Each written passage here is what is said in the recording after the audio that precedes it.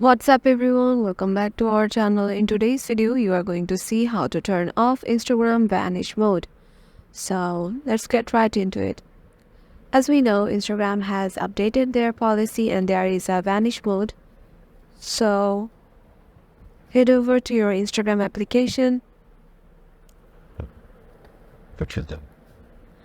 Then make sure you have logged in into your specified or your desired Instagram application. Then head over to your profile. Head over to the DMs. Now go to a specific DM.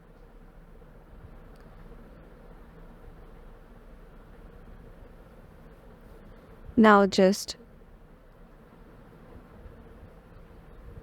swipe up to turn on the vanish mode.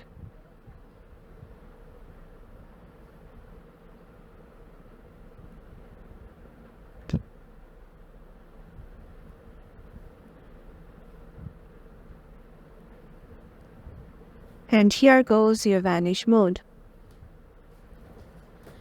And if you want to turn off this vanish mode, all you need to do is just swipe up and here just release it, and there your vanish mode is deleted or vanish mode is turned off. This is how you can do it too.